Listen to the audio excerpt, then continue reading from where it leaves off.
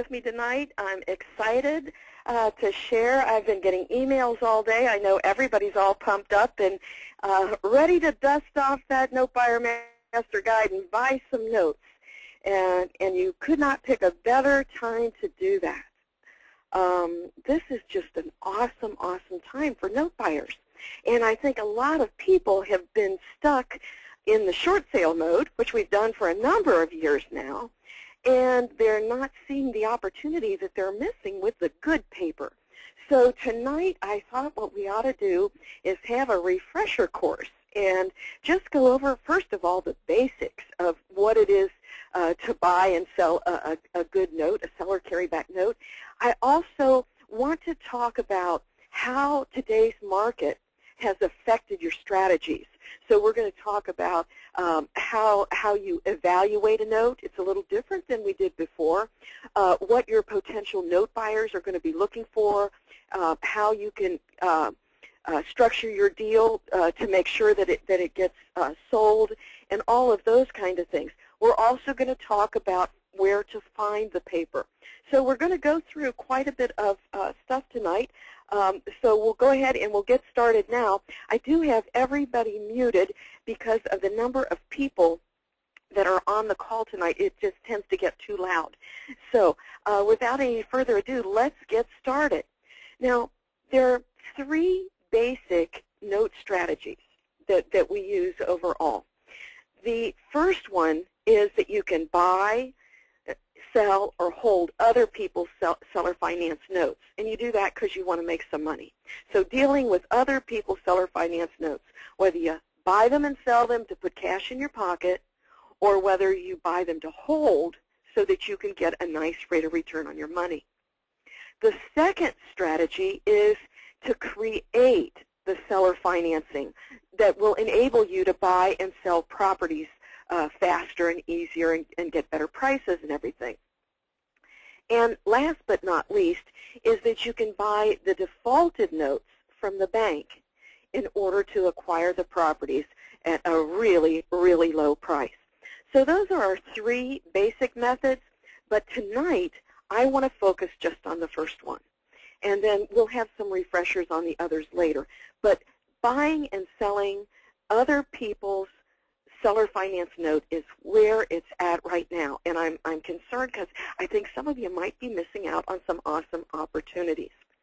The thing about the seller finance notes and buying discounted notes is, first of all, if you are looking for fast money, this is the fastest way that I know to make money in real estate, is to find someone who wants to cash out of their seller finance note and simply find a buyer for them. It doesn't have to be you. It doesn't need to be your cash, but you want to buy it and resell it using your end buyer's money, and you'll be able to put a nice lump sum of cash in your pocket. Think of it like this, like you're flipping the financing instead of flipping the house. I mean, you know what you have to go through when you're flipping a house, because then you're dealing with the real property. Well, it's so much easier to flip a piece of paper. And so that way you can do it much quicker and you make really, really good money. Additionally, instead of just the fast money, you can make big money. And, I mean, the sky is the limit. Basically, the more money that you want to make on the deal, the bigger the notes you need to go after. It really is a function of what size of note you're looking at. I'm going to share with you one of my students who made almost $400,000 on one deal, but he was working on a $2 million note. So keep that in mind. It's the same amount of work involved to do a deal, but the bigger the mortgage, the more money that you're going to put in your pocket. Last but not least, the buying and selling the good paper will provide you with retirement money. You can buy and sell and make lump sums of cash till you build up enough to where you can take your money and you are the investor, and then you're buying the notes to hold. And so then you've established a nice cash flow to come into your IRA and a nice cash flow for you to live off of when you retire. So you get all three different types of money. You get fast money, big money, and you get retirement notes when you start buying and selling discounted notes. I honestly believe that it's the single most powerful investment strategy in the universe. I don't know of a better way for you to make money quickly, easily, and without any of your own money invested. How easy is it? Well, what makes it easiest of all is that you never own the property. So you don't have to worry about the tenants, the trash, and the toilets. Now, I have quite a background in managing properties. I managed a couple of apartment complexes, 400 and 500 unit apartment complexes, downtown high-rise, an office building. So I totally knew how to do the property management. Just because I knew how to do it didn't mean that I liked doing it. Well, when you are working with the paper instead of the property, you don't have to deal with the headaches of ownership. And you certainly don't have to deal with any rehabs. And from the financial side of it, you don't have any carrying costs. You don't have to worry about insurance and taxes and repairs and all those kind of things. You never have to worry about negative cash flows. Basically, it's headache-free with very minimal risk. And what most people really like about it is you don't need your own cash or credit to get started. You know, that's probably one of the biggest reasons why people say, well, I'd like to do notes, but I can't because I don't have any money. You're missing the boat if that's what you think. Because when I started, many of you know, I was babysitting. I was babysitting 9 kids. 4 of them were my own. So I had 5 kids that I was watching for $1 an hour. $1 an hour. Do you think I had any money to invest in mortgages? Heck no. But I did my very first deal and made over $5,000 without having any of my own money invested. And that was over 20 years ago. And I haven't stopped since. So if you are in a position where you need cash quickly, where you don't have cash to invest, perhaps you need to do it on a part-time basis. Maybe you've got a full-time position, you're trying to supplement it, or maybe you've lost your job and you're trying to replace it. This is a perfect time for you to get into the good paper, because really you're going to get full-time profits for part-time efforts.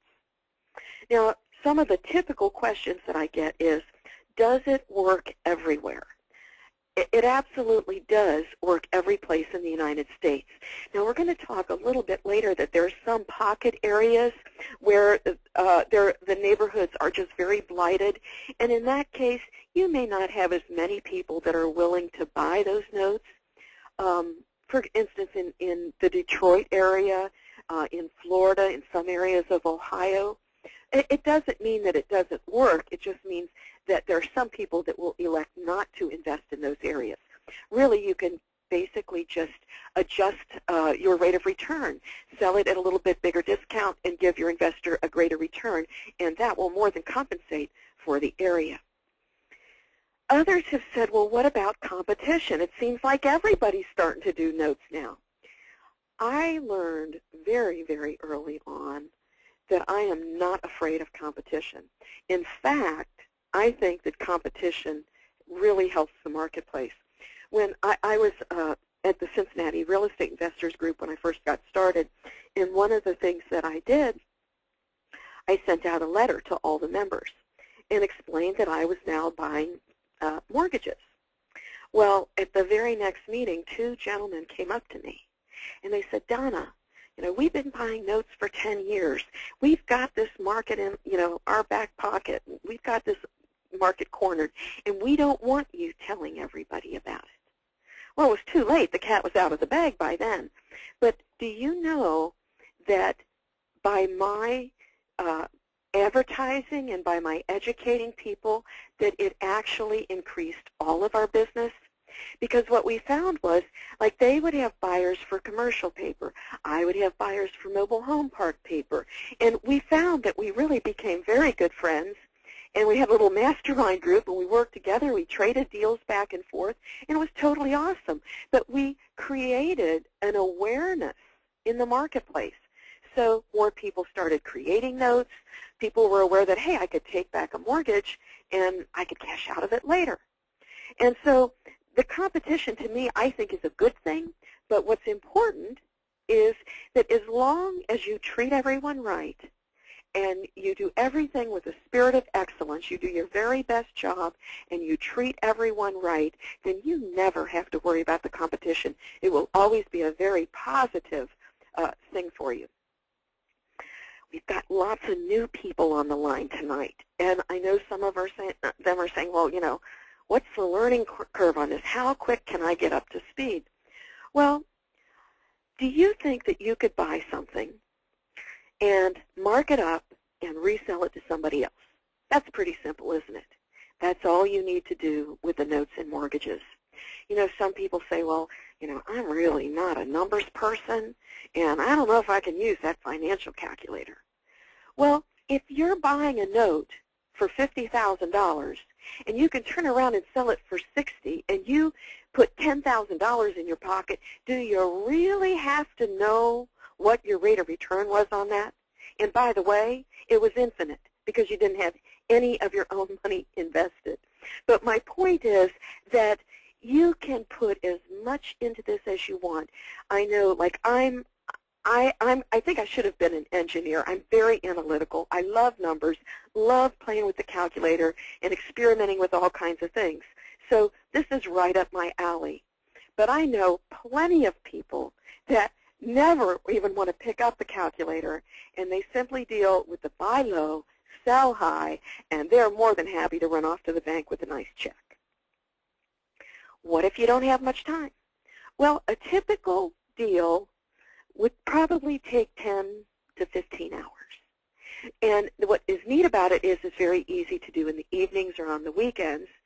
So it's not like you have to take off work. You know, you can kind of schedule it around your regular work schedule. And basically you can work when and where you want to. If I've like at Christmas time, you know, I want to take off. I don't want to be bogged down with work, so I just don't do much advertising then. Whereas when the kids are in school and I've got plenty of time, that's when I really beef up my direct mail letters and you know, really do a lot of business at that time. So you can totally gauge this to fit whatever your particular situation is.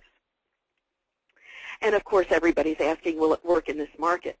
I can tell you that in the 22 years or so, 23 years that I've been doing this, there's never been a better time to do notes. I mean that very sincerely.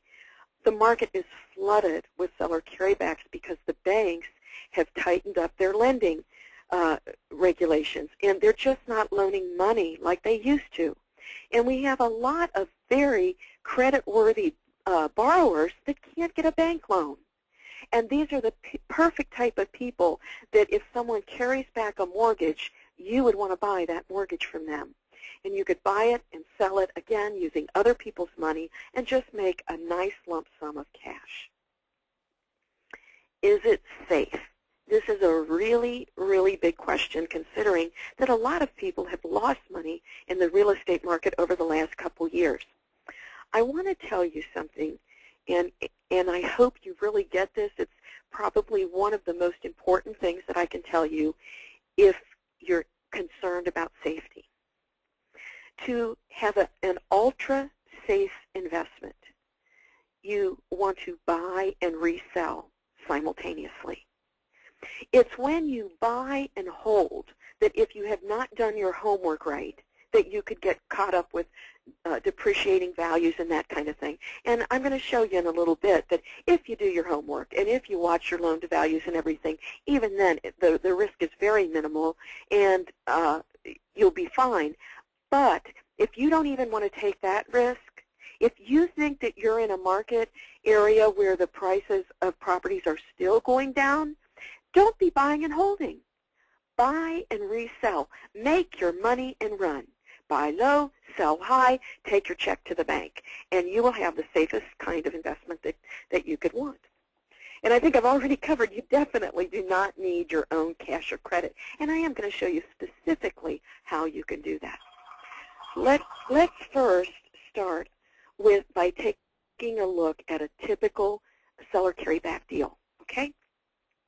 Now, I know that many of you have already seen this, but it really is the foundation for doing notes, and that's why we're having this refresher. Even if you're doing the bad notes, if you could always come back to the Sam and Bill scenario, it just helps you to get a perspective on things. But before we get into that, I do want to make sure that everybody understands exactly what a note in a mortgage is. A note, a promissory note, is a promise to pay a debt. The note is what has all the terms. I owe you $100,000. I'll pay you 10% interest. I'll make monthly payments of $1,000 a month. I'll pay you a late charge. You know, all of the terms of the debt and the loan repayment are all included in the note. The note is an IOU, a promise to pay a debt. Now, the mortgage works hand in hand with the note. The mortgage provides security or collateral so that if you're holding a note and somebody owes you money and they don't pay you, the mortgage is what gives you the right to foreclose on the property, order the property to be sold, you collect the money, or you get the property to recoup what was owed to you. Now, some of you live in a deed of trust state. And I know when I first heard of that, that was very confusing to me because I couldn't get it straight between a regular deed and a deed of trust. And the easiest thing I can tell you is if you're in a deed of trust state, a deed of trust, just think of it like a mortgage because it acts like a mortgage as far as we buy and we sell deeds of trust. You have first deeds of trust, you have second deeds of trust, and it's kind of like, and this is me as a lay person telling you, it's kind of like a temporary deed that's put in trust so that when the lender, if you defaulted on your payments to the lender can just tell the trustee, hey, you need to give them a notice of default and we're going to sell the property and collect on the money that was owed to me. The main difference between the deed of trust and mortgage is that with a deed of trust, the foreclosure process is much quicker because you don't have to go through the judicial courts. But so keep that in mind. A deed of trust acts, as far as for buying and selling, what we're going to talk about tonight, acts just like a mortgage, okay? So if I say mortgage and you're in a deed of trust state, you can think deed of trust. Now, you might hear some people say, I buy notes. Other people will say, I buy mortgages. The truth is, if they're smart, they're not going to buy one without the other. I do not buy unsecured notes. So if I say I'm buying a note, I guarantee you I'm also buying the mortgage that goes with it, and vice versa. It's just a matter of terminology. It's just easier to say, hey, I'm a note buyer. Okay, let's go ahead and go through our little example here. Let's say that we have Sam Seller, and let's say that he owns his house free and clear. And I'm going to say it's a $600,000 property. And I want to tell you, it doesn't matter what the value of the property is. This works if it were a $60,000 property. The same principles apply, but like I said earlier, the larger the mortgage, the more money that you're going to put in your pocket. General rule of thumb. So let's say Sam Seller puts his house on the market, and he's just not getting anywhere. And an old buddy of his says, hey, have you thought about offering seller financing? And his friend says, you should list it on Craigslist and say that you'll be the bank, that you will finance the borrower. So Sam did that. He put an ad on Craigslist, and lo and behold, the very first day along comes Bill Buyer. And Bill is very interested in buying his house. And my PowerPoint seems to be stuck. Bill, where are you? Bill does not want to come to the table. Let me see if it'll work down here.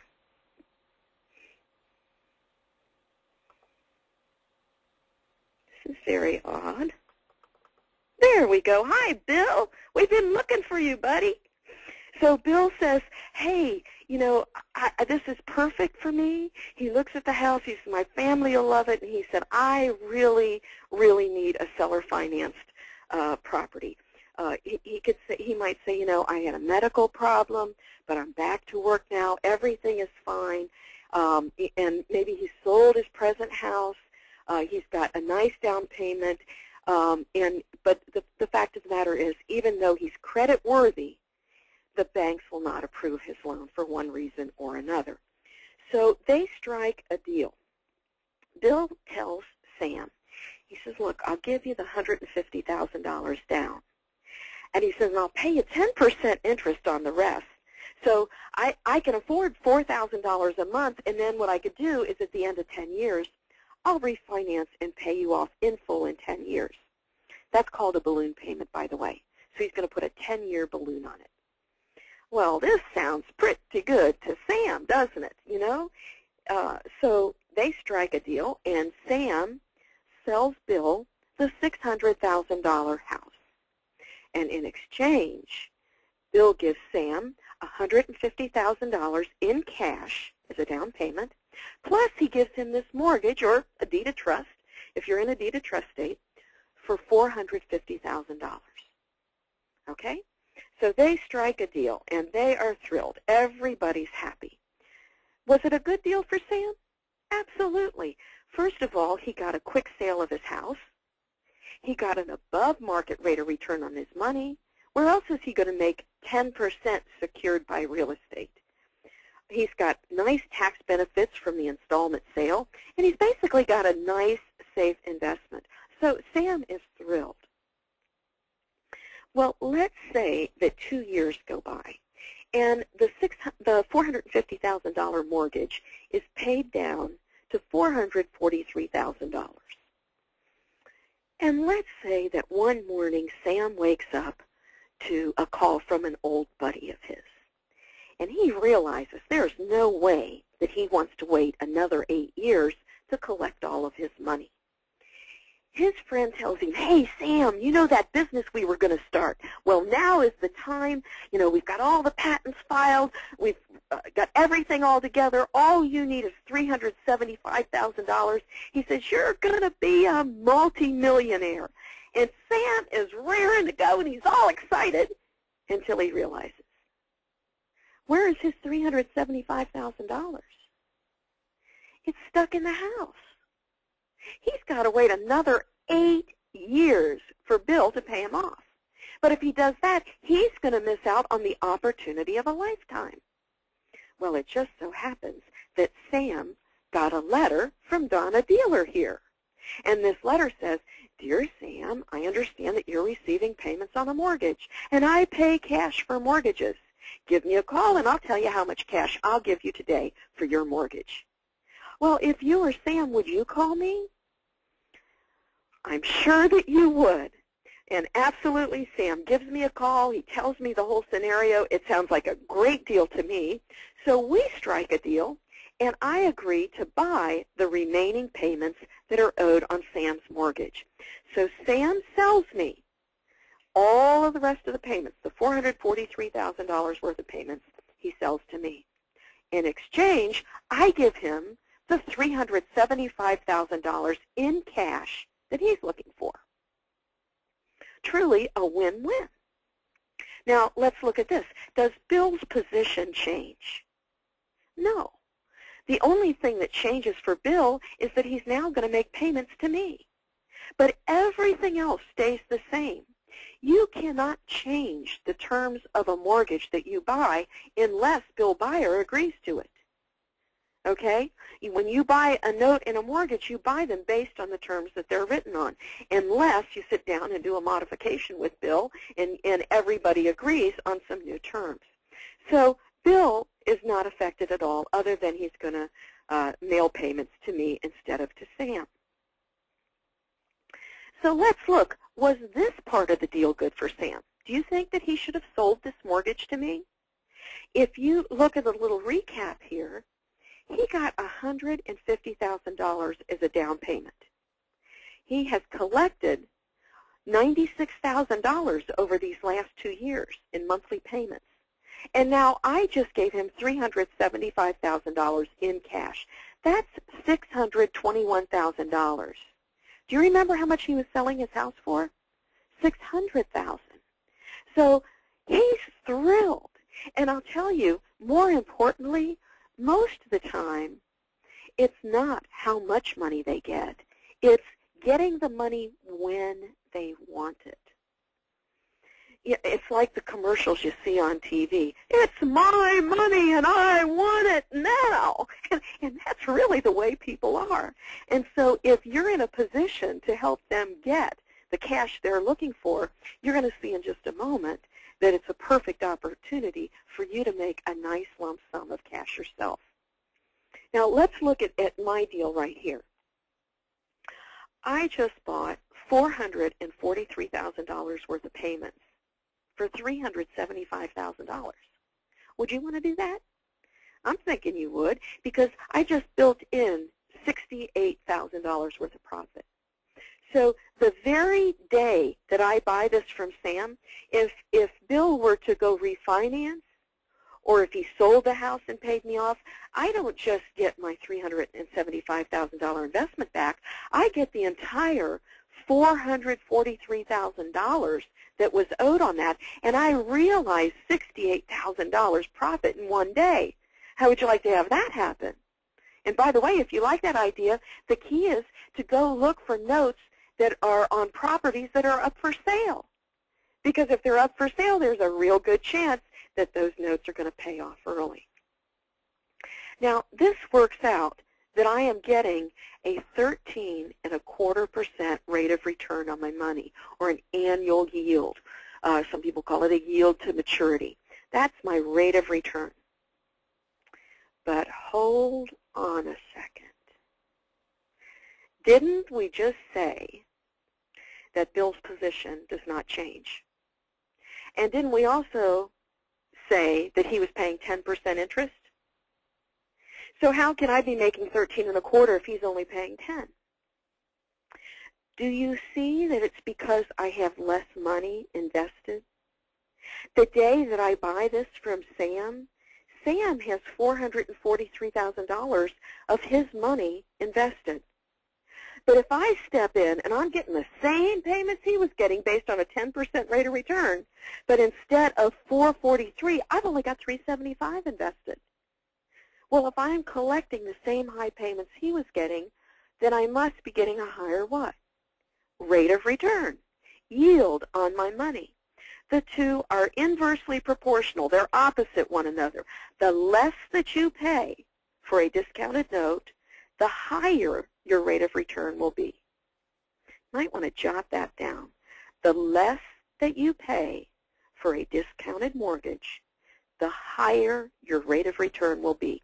That is an important concept that you want to keep in the back of your mind. The less you pay for a discounted mortgage, the higher your rate of return. So, do you think Sam and Donna are happy here? Is this a real win-win? It absolutely is. And I love to keep everybody smiling. That's why I like to do notes. It is so easy to create a win-win because truly everybody's happy in the deal. And this, by the way, is a perfect example of how you use seller financing in order to buy and sell properties. Sam wasn't able to sell his house until he offered the seller financing. Bill was not able to buy one because he couldn't get a bank loan. Now, we're going to save the smart seller financing talk for another day, but just so you see that indeed seller financing can be very instrumental in helping you to buy and sell properties. But what if your goal is to make money? You're not worried about buying or selling a property. You just need some fast money or some big money. How are you going to do that with notes? The key is you want to be Donna Dealer. As Donna Dealer, you're positioning yourself to make fast money and big money. Now you might think, well, sounds great, but where in the heck am I going to get $375,000 to give to Sam? It's not a problem. We're going to use Irene Investors' money. Let me show you how. Let's say here that you have this under contract. Sam Seller has signed your note purchase agreement, and he has agreed to sell you his mortgage for $375,000. And we said that at that price, you would be getting a 13.25% return on your money. So, in other words, if you had your own cash and you invested your own $375,000 in this, you'd be making 13.25% on your money if he just paid as agreed. No early payoffs, nothing else happening, just paid as agreed. Now, this is the secret to making money on discounted notes. If you want to make money by reselling it, all you have to do is find someone that wants a lower rate of return than what you're buying it at. Now, let's say you were at the local real estate investors group, and you were talking to Irene, and she's really tired of owning properties and dealing with the tenants and all, and you're talking to her about notes, and she says, gosh, if I could get an 11 or 12% return, man, I'd ditch all this real estate, and I would just move to notes.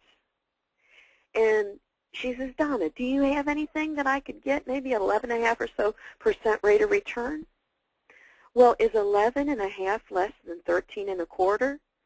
Absolutely it is. So you strike a deal and you get this under contract to resell it to Irene. At an 11.5% return that she's looking for, that means she would pay $410,000 for this note. So again, we buy low, we sell high, and in this case, we pocket $35,000. Do you see how easy it is? It's basically you're going to do some marketing. Maybe you send out direct mail. Maybe you put an ad on Craigslist. You get some referrals. You do your marketing, and you locate Sam Seller who does not want to wait for cash anymore. You simply get him under contract where he agrees to sell you his note and mortgage.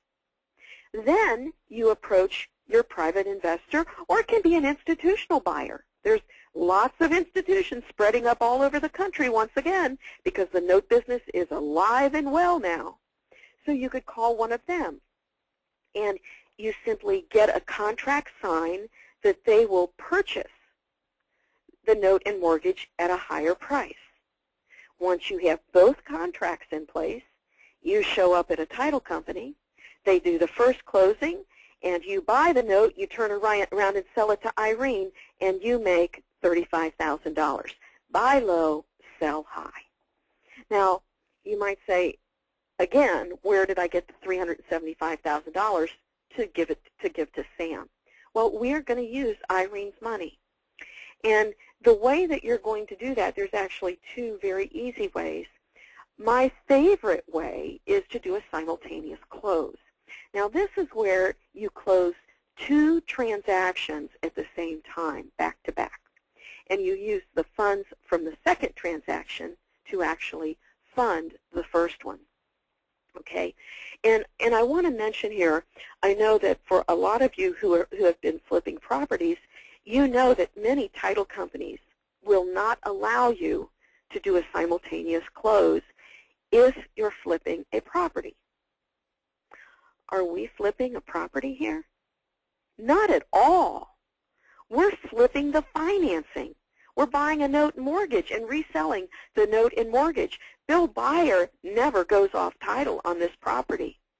And so consequently, you can do a simultaneous close if you're flipping a mortgage and not a property. Okay? Now, if you don't know what a simultaneous close is, let me show you how it works. Irene will wire her $410,000 into the title company. The title company will set up two closings. The first one will be Sam selling the note to you for $375,000. The second one will be you selling the note to Irene for $410,000. Okay? So the title company's working on the documents, and the gal says, gosh, Donna's going to make $410,000 as soon as she sells this to Irene. Well, if she knows that they're going to be sitting, that they're already sitting on the $410,000, it's already in their escrow account. Does she need your money? Heck no. What she does is she goes ahead and she closes on the first leg of that transaction. She takes $375,000 of Irene's money and pays Sam. So now you buy the note from Sam for $375,000. Now you are the owner of that note. Now you're going to turn around and sell that note that you bought with Irene's money. You're going to turn around and sell it to her. And so then they do the second closing, and that's where you pick up your $35,000 profit. Isn't that pretty cool? And there's nothing illegal about this. It is absolutely above board. There's no problem with it, okay? And it is a perfect way to do these deals without using your own cash. Now, there's also another way, and that is by assigning your contractor, assigning your note purchase agreement. In this case, we could simply have Irene write us a check for $35,000. So she writes us a check for the $35,000. Then she goes ahead and she just steps into our shoes and she buys that mortgage from Sam for $375,000. So the net effect is she's still got $410,000 invested. You've got your $35,000 profit, and Sam's got his $375,000. The only reason that I don't like this particular method, is because if she's writing you a check, she now knows how much profit you made on the deal. And I can have investors that absolutely love me. They send me thank you notes. They're thrilled. And then they find out how much money I made, and all of a sudden they think they left money on the table. So I have learned that unless I'm dealing with someone that I really know well and who I know there would be no hard feelings whatsoever, I'm always going to do the simultaneous close. Because the truth is that you make your profit on the spread between the two transactions. So unless somebody can put the settlement statement down on when you bought it from Sam, right side by side with when you sold it to Irene, no one, except your title agent, is going to know how much money you made. Okay, so let's just recap here for a minute. I've just showed you how you can, two different ways that you can make money off of notes. If you have your own cash, then you want to be Irene investor, and you're going to buy and hold. You use your own money, and you do this because you want to get a nice rate of return and have a nice, safe investment. On the other hand, if you're like I was when I was starting out, and you don't have any money, and you're doing this to make some big money or some fast money, then you want to be Donna Dealer. You're going to buy and resell. You use OPM, other people's money, and you do it so that you can put a lump sum of cash in your pocket. Now, I told you before, I have a student from Colorado. On his very first deal, this is like within 3 months of getting my materials, he found a $2 million note. Now, he didn't have $2 million that he could invest, but he did find a note that he could buy. He got it under contract. He found someone on the other end to resell it to, and he made almost $396,000 on his very first deal. $396,000. Would that change your life a little bit? Do you see why I say the sky's the limit? And so now he's got $396,000 that he could now be, we'll call him Ivan Investor. Instead of being Donna Dealer all the time, he's now got cash that he could turn around and he could buy a $700,000 note and sit back and just collect the payments on it. So the idea is, and this is an overview that a lot of people miss, if you're starting out with none of your own money, you act as Donna Dealer, buying and selling, and you make $50,000 there and $75,000 over there, $5,000 here, $50,000 there, and before long, you build up enough money to be Irene Investor or Ivan Investor. And that's when it's truly a passive investment that you literally just go out to the mailbox and pick up your payments and take them to the bank, or get the automatic deposit, and then you don't even have to do that. Okie doke. So I hope you can see the potential here on how this can really change your financial future just by doing a couple of these good paper deals. But I know one of the biggest concerns that people have right now in this market is safety, and this isn't something that we talk about very much, and so I wanted to take time out and go through this. This isn't necessarily the fun fun part. I'm sure you'd much rather hear about how much money can be made, but this is very important for peace of mind and so that you know how to structure your deal. There are 4 main things that you're going to look at when you evaluate the deal to make sure it's safe. You're going to look at the actual collateral or the property that is securing the note. You're going to look at the terms of the note itself. You're going to check the payer's credit report and their employment situation. And you're going to look at what kind of yield can I get based on or relative to the risks that I'm going to take. So those 4 things are what you primarily look at when you're evaluating a note: the collateral, the note, the payor, and the yield. The single most important thing that I want to know, if you call me up and say, are you interested in this note, the first thing I'm going to ask you is, what is the loan to value? And the loan to value is simply the total balances of all the liens divided by the fair market value of the property. The total balances of all the liens divided by the fair market value of the property. So if you have a $100,000 property and you have a $60,000 mortgage on it, very simply, your loan to value is 60%. This tells you this property is financed 60% of its value. And what you're really interested is not the 60%, but you're interested in the 40% that's left over, because that is your equity. And it is your equity that determines the safety of your investment. The more equity that is in the deal, the safer the deal, plus the more opportunity that you have for extra profit. If it should go into default, you wind up getting the property back. So in order to make sure that your deal is safe, you want to make sure that you have plenty of equity in it.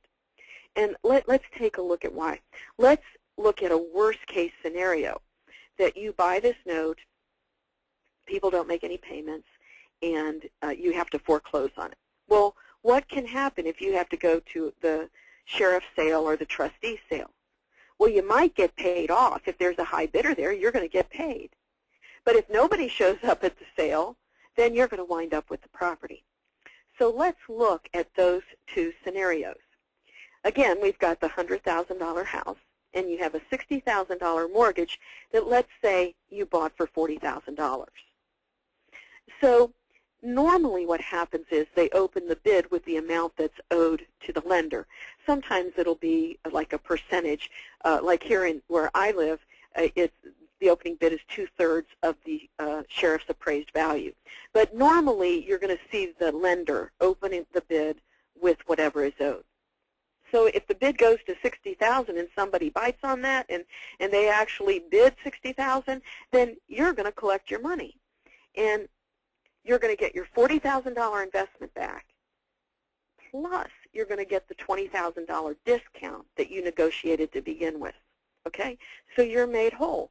And now think about this. You bought this note, and you were expecting to get this $60,000 paid back over 10 or 20 years. But instead, you're going to get paid off in a couple months. Which would you rather have? Would you rather have your money in a couple months or 20 years? So what happens is your rate of return actually increases. It increases because you got your money back quicker. And it worked because there was equity in the property, okay? That somebody was interested in buying that and paying that much money because they knew they were getting a good deal, that there was plenty of equity at that price point. Now let's look at the other scenario. Let's say that no one shows up at the sheriff's sale and you wind up getting the house. We said that you bought this for $40,000. The $60,000 mortgage, you paid $40,000 for it. If you get the house, could you sell that house, a $100,000 property, could you sell that pretty quick for $80,000? Sure. That's what we call our quick sale price, okay? It ought to go pretty quick. And I'm talking about real value here. Today's value in today's market, if it's worth $100,000 and you drop the price down to $80,000, you'd sell it in a heartbeat. So if you sell the house for $80,000, you get back your initial investment of $40,000. You make your discount just like you did before.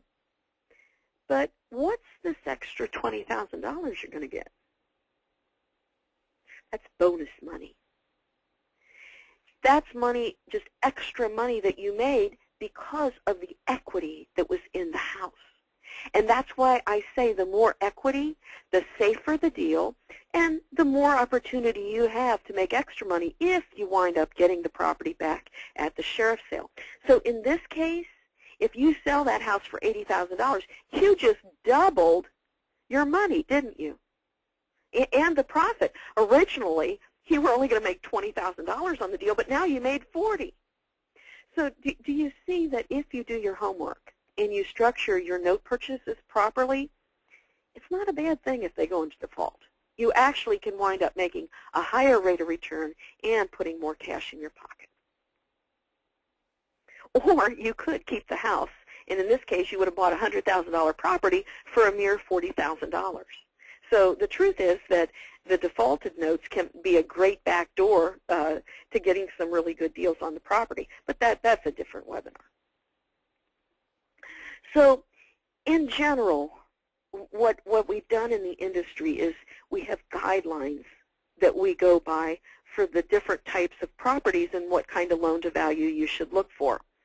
Your safest type of note to invest in is one that is secured by a single-family owner-occupied house. So we would be willing to go up to maybe a 75 to 80% loan-to-value, okay? That would give us a 20 to 25% equity cushion.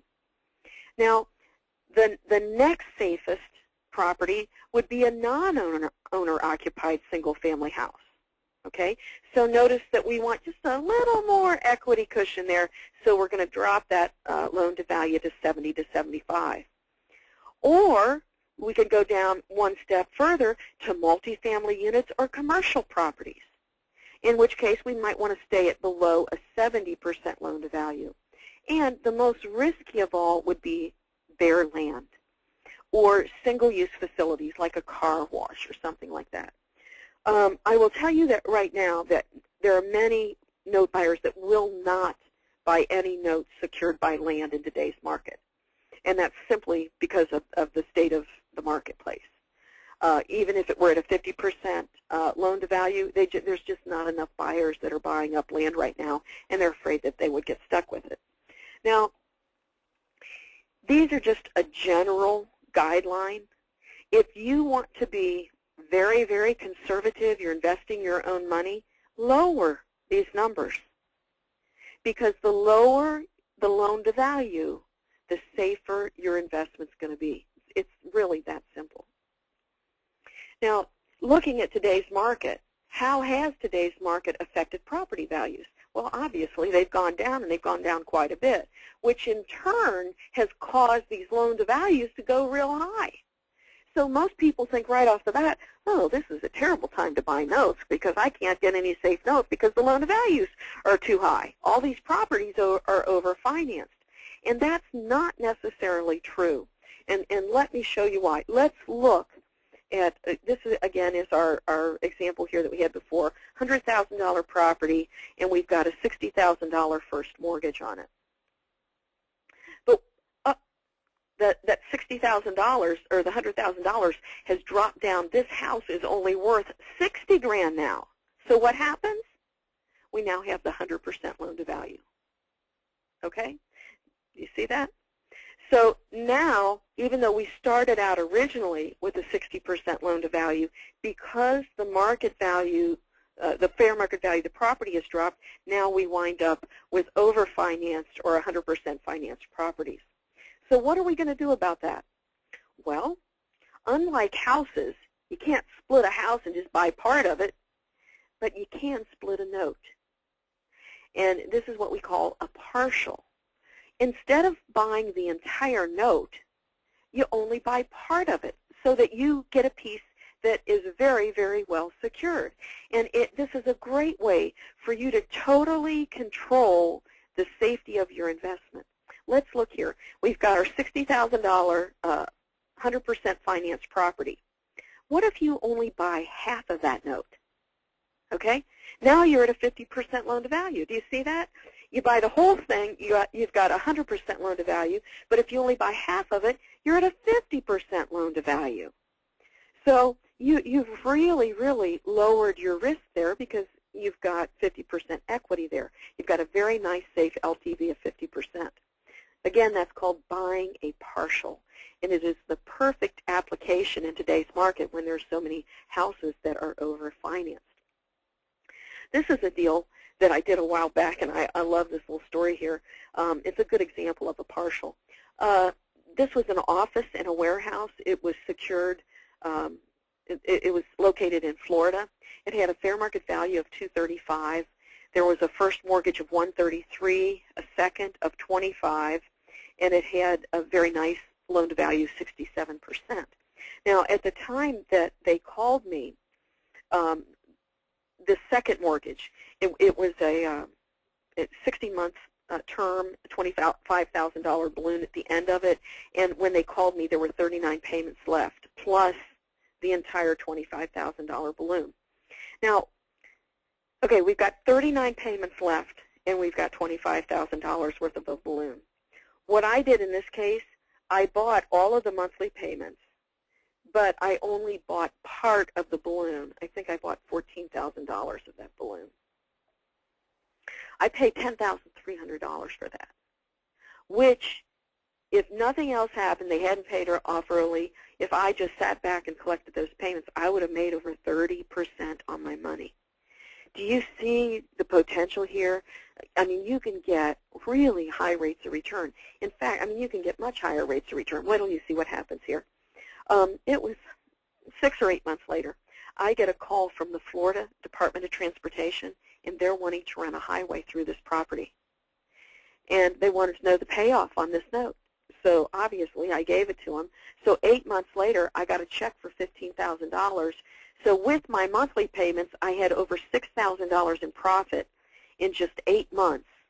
And my rate of return went up to 88%. 88%. Isn't that awesome?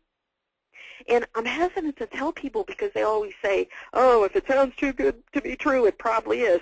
Man, this is the truth. And this is exactly what happened on this. I mean, this was really a sweetheart of a deal. But it does go to show you that any time that you have negotiated a discount, okay, that discount is your built-in profit. That's one of the great things about buying a discounted note because you build your profit in right up front. And so any time that you get your money back quicker, instead of waiting for the remaining 5 years or 39 months for that particular note to pay off, shoot, in 8 months I got a full payoff, that's what causes the rate of return to go up. And it's a really neat strategy to use. And I'll tell you, that's the only time that I ever had anybody want to exercise eminent domain or, try to pay off a note because they wanted to use the property. But especially if you have access to a good mortgage broker who can get people funded, you can always offer your homeowner, your borrower, a discount if they'll refinance. And even if you offer them a couple $1,000 discount, your rate of return is going to go through the roof. Then you get that money back, you turn around and buy a bigger note. And you just keep negotiating your profits in the way of a discount, get that early payoff. Now you've got that much more money to work with, turn around and buy a larger note, and just keep doing that over and over again. I mean, that is one of the easiest ways to build a lot of net worth very, very quickly, because there your profit is all based on your negotiating. The better the discount, the more money you're going to make. And it's not like you're going to sit back and just wait for the money. You're forcing the issue and working with them to refi so that you get paid off early and your rate of return goes up.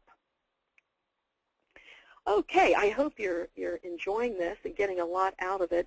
I want to switch gears here. We've really gone over the basics. I've showed you the process on buying and selling, and we've talked about how to make sure that the deal is safe. Now what I'd like to do is take time to talk about what's going on in today's market, and how does that affect the collateral, the note, the payor, and your yield or rate of return.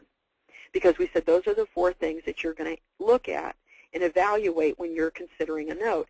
And mind you, I already told you, for an absolutely risk-free investment, don't buy and hold. Buy and resell. Okay?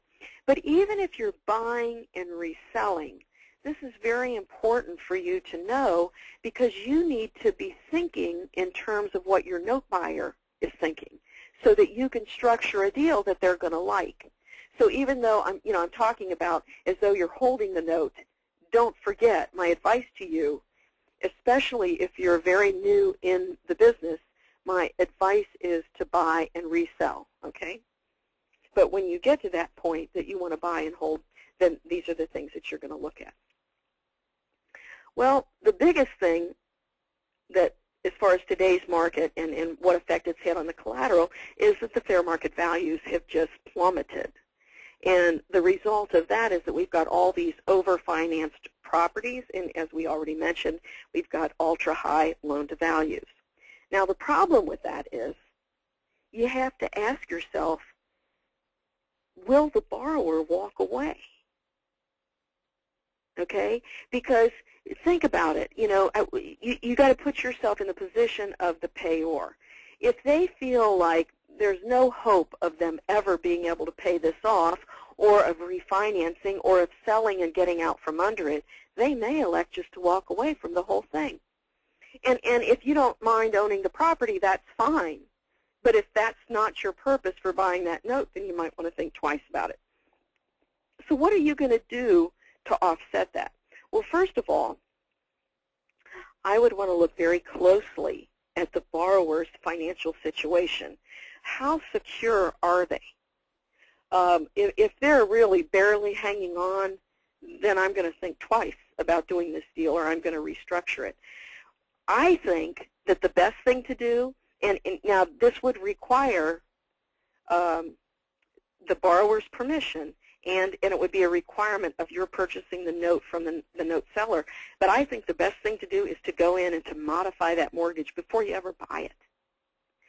Sit down and restructure that mortgage based on terms that the payor can make. And then you structure your purchase from the note seller based on these new terms. So, yes, the note seller is going to take a hit. There's no question about that. But you know what?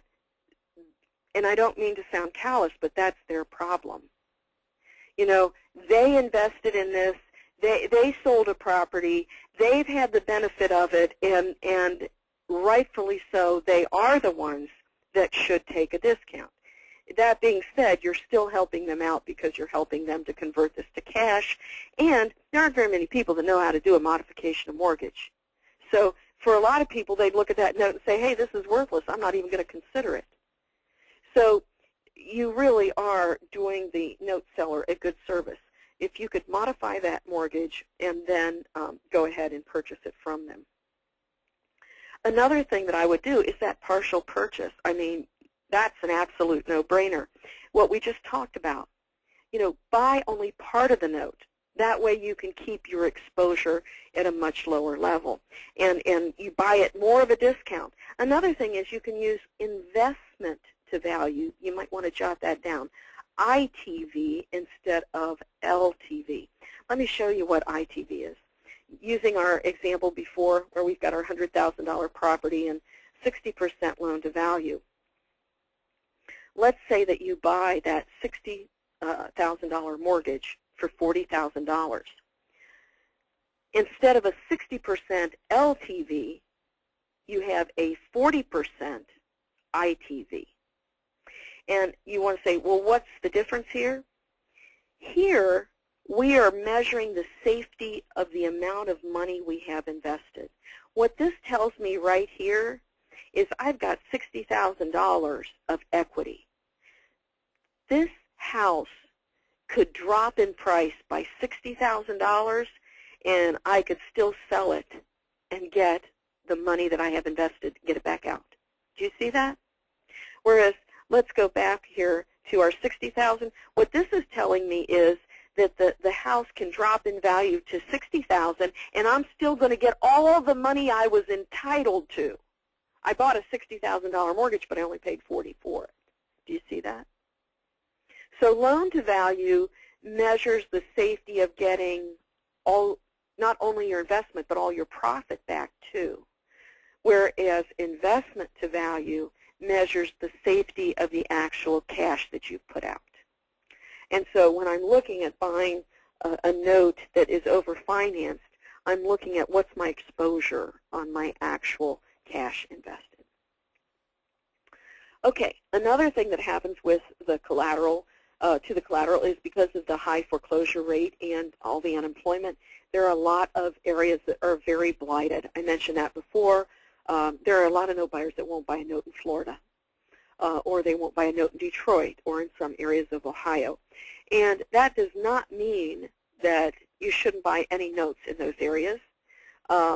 You can definitely you can compensate in other ways to make it worthwhile, or find investors who are interested in buying. Because the truth of the matter is, you buy in those areas at the right price, and one day you're going to wind up a very, very wealthy person. But the question you have to ask is how long before that area recovers. That's the big thing. But as long as you're buying it for pennies on the dollar, it doesn't matter. Do you see? So that's that risk versus reward thing, that as long as you're paying a lower price for it, then, hey, that could be one of your best investments. Now, again, here I'm reiterating, particularly in these areas, if you are being conservative, or if you're a new investor, don't hold these notes. Resell them. You know, put together a great deal and resell it to somebody else. You need to be in a position where you can wait it out, because you don't know how long it's going to take for that area to recover. I also, if I'm going to look at buying one of those notes, I'm going to look very carefully at the employment of the borrowers. How long have they been in that business? Is it a stable business? You know, are they likely to be employed in another year or so? You also want to look out, like if you've got a large employer in one area, you know, that employs a large percentage of the population, that can be a very dangerous situation. Because if that employer goes out of business, not only do you lose your borrower, but you lose a whole lot of other potential buyers. And again, this is a perfect opportunity to do the partial purchase. And again, I would keep my ITV, my investment to value, very low. I would also take a much greater discount. So, I mean, even though this is probably the least desirable note, under the right circumstances, that might turn out to be the very best investment that you've made. Okay? All right, let's look at what effect today's market has on the note itself. Well, obviously, the note is overfinanced, and so you have to ask, will it ever pay off? And can the borrower actually make the payments? And this goes back to the same thing we said before, that will the borrower walk away? One of the biggest things I've seen is the number of people and note buyers that will not buy interest-only notes. If someone has an interest-only note, you might want to encourage them to go ahead and modify that to an amortizing note, where there is some principal pay down, and the note buyer can see that eventually it will pay off, in fact. This is another case for doing a modification of mortgage before you buy it. Also looking at the borrower to see how secure they are, and again, buying it enough of a discount to make it worthwhile. Okay, then the third thing that we want to look at is the effect that today's market has on the payor, and the bottom line is, can they continue to make the payments, or will they walk away? And we've already covered this with the other areas. We're going to look very closely at their personal financial situation, look at their employment status, and make sure that you're buying it at a great discount. And that's what it boils down to.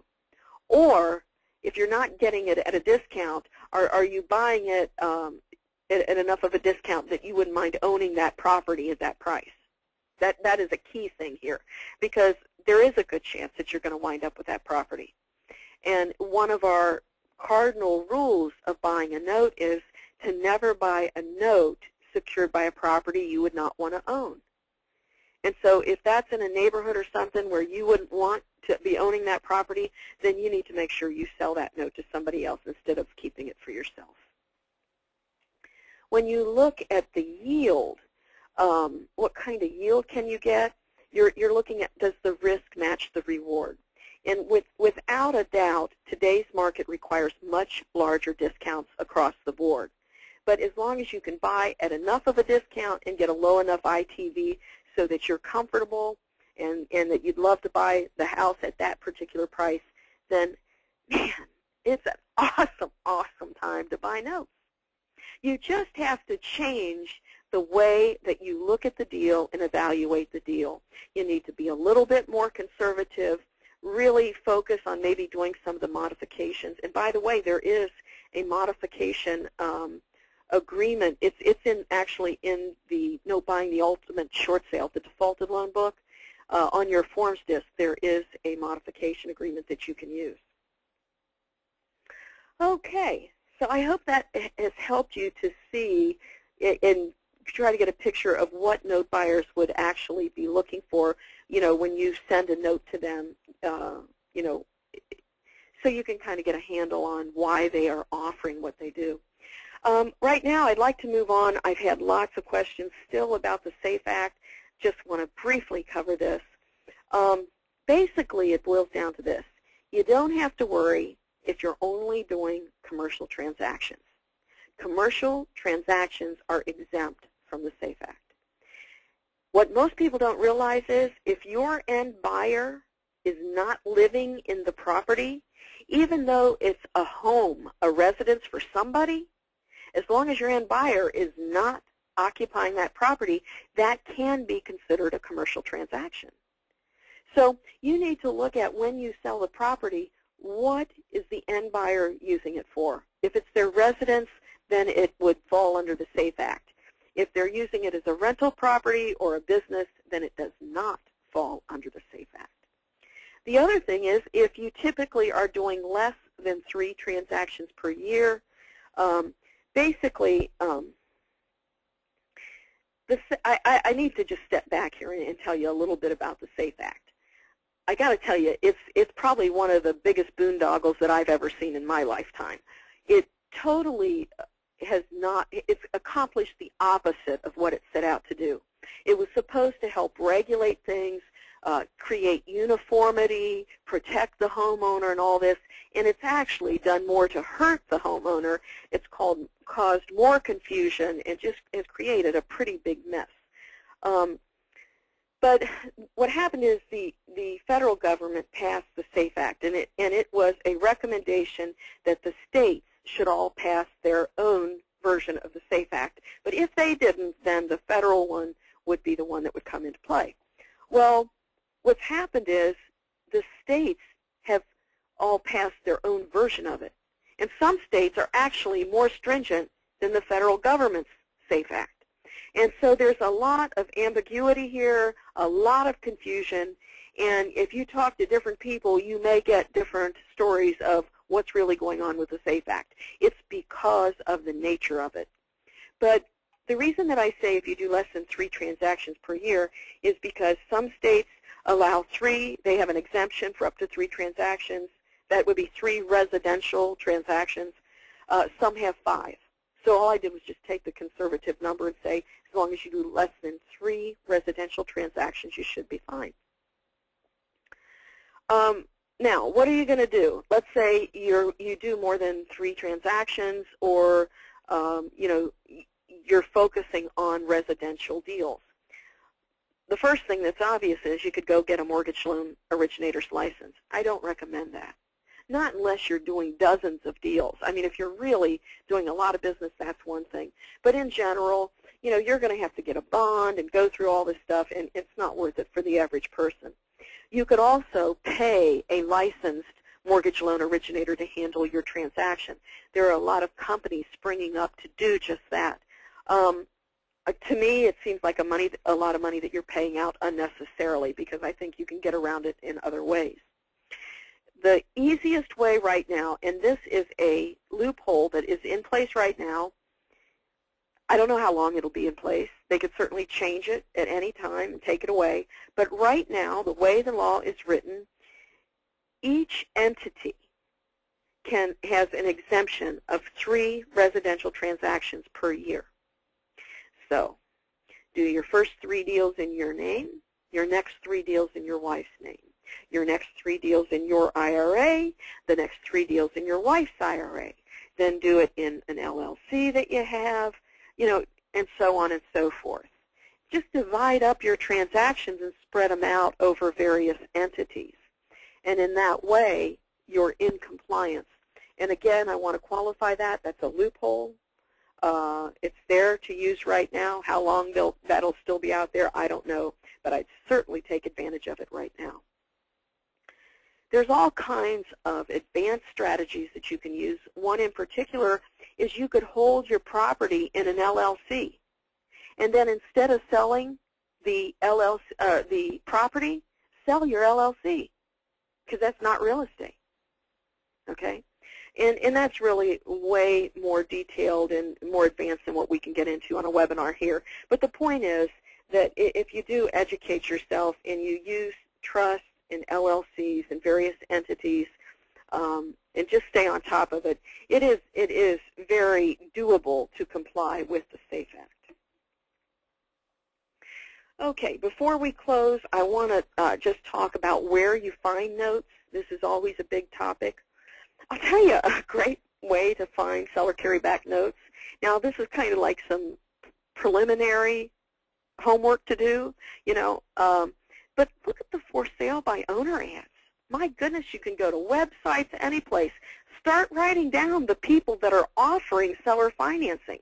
6 months or a year from now, send them out a postcard or one of my letters and ask them, you know, are they carrying a mortgage that they'd like to trade for cash? I mean, they're broadcasting it right now. That's flat out the easiest way to get leads for the future. My favorite way is to buy the mortgagee list. You could go down to the courthouse and you could look up the mortgagee index and get the names off of there. It's literally a pain in the neck. I don't recommend that. Nowadays, there's so many list sellers. Buy the list. I've got letters in your Note Buyer's Master Guide. You can send them out. You can even just use little plain manila postcards and send them out. That is a great way to get leads. You can advertise on Craigslist. Take advantage of the Internet. A good website is loanmls.com. There's all kinds of sites like that post notes for sale or where you can post your notes. Now, I do want to caution you, if you're buying to resell to someone, you need to make sure that it's not something that's been shopped all over the place. You want to talk to the person. You want to make sure you're not dealing with another broker that's posted the loan on that particular website. You want to make sure you're talking directly to the note holder. A good place to find deals is by networking at real estate meetings and at academies and boot camps that people have.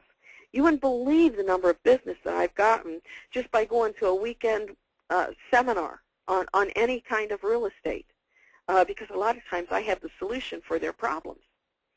And in your Note Buyer's Master Guide, there's a whole list of people that you can get referrals from. Real estate agents, attorneys, developers, mortgage brokers, all kinds of different people that are regularly in tune with people who are carrying back notes. But this is what you need to focus on to get started. You need to determine what your marketing plan is. Definitely listen to those red CDs that come with the Note Buyer's Master Guide. It tells you exactly how to get started. Get your marketing plan together and go from there.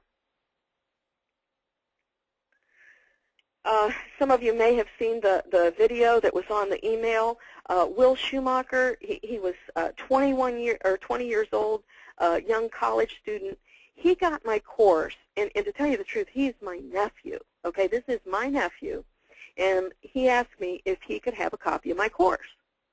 And I hate to admit this to him, but honestly, I didn't think he was going to do anything with it, but obviously I gave it to him, not thinking anything of it.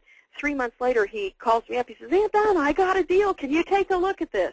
He had negotiated a $15,000 spread on his very first deal. He went out and bought himself a little car to get around at school in.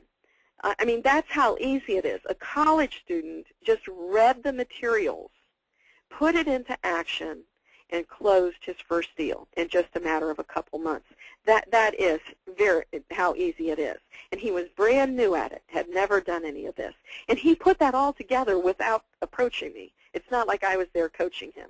Although, as my student, I am happy to be there for you and coach you. Bottom line is, with note buying, with the right knowledge, you can make fast money, big money, retirement money. There's all kinds of things that you can do. Now, in closing, I want to share something with you.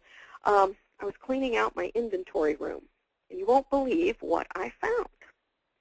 I found a couple boxes of Academy CDs. I do the Note Buyers Academy, and it's a 4-day event. And by the way, we are going to have one of these very soon, probably in April. You'll be getting an email about that with some dates and times. But these are actual CDs. They're all professionally done. All of the little talk, the non-essential talk and chit-chat and stuff's all been cut out. So they're very professionally done. It's 17 hours of instruction on 22 CDs. And not only do you get the CDs, but there's a full color manual. It was our Academy manual. I mean, this is absolutely invaluable. I sold these for $9.97. Totally did not realize that I had any left in stock. And just as a kind of thank you to everybody and to help everybody out, I've dropped the price down to $368. So, and I know there's a lot of you who have been to the Academy, and I know you're probably already jumping on the website, thenotebuyerstore.com, because this is one of those things. Don't ask me to extend it, because when they're gone, they're gone. I mean, I just found these boxes of them, and I thought, you know what, I'm going to go ahead and make a special deal for some folks. So if you're interested in those, just go to the website. It's thenotebuyerstore.com. You'll see it right there on the front page. You can pick them up for only $368. Or for those of you who don't have my home study system, I will give you a set free when you purchase the Note Buyers Triple Play. Okay? So that's the Triple Play is the Note Buyers Master Guide, which is the good paper, the Smart Seller Financing, and the Ultimate Short Sale, which is the bad paper. And those are on the website for all three for $9.97. But what I'm doing tonight is that I'm going to include those Academy CDs free. So you're going to get all four, which normally sold for $9.97 each. You're going to get all four for only $997. You can order those. Again, it's at thenotebuyerstore.com. I know I've got some new folks on here tonight. The old folks, if you could talk to them, they would tell you I've never done anything like this. And again, it's while they last. It's not a matter of reproducing them or anything like that. I can't. When they're gone, they're gone. But this is an awesome opportunity to get some really detailed information. If you liked about evaluating the deal, man, I go into great detail at the Academy on that, and that's all on these CDs. I go into a lot about deeds and title and all kinds of things. It really is a wealth of information and at a bargain basement price right there. So I hope that you're able to take advantage of that, because I don't know when you'll ever see such a great deal again. At any rate, it has been my pleasure to be back with you again. Next week we're going to have a Q&A. So what I would like for you to do is start sending me your questions, things that you would like to cover at next week's Q&A. And you can just send that to askdonna@thenotebuyers.com, askdonna@thenotebuyers.com, and just send in your questions, and I'm going to try to compile them ahead of time, because a lot of times you get repeat questions or they overlap, and that way it gives me the opportunity to kind of put them in an organized fashion. And I will do my best to get to everybody's questions and get them all answered. I hope you have enjoyed tonight. I hope you see that you could make some really big money really fast if you dust off your master guide. Listen to that first CD on getting started. get your marketing in place and start sending out some postcards. Put an ad on Craigslist.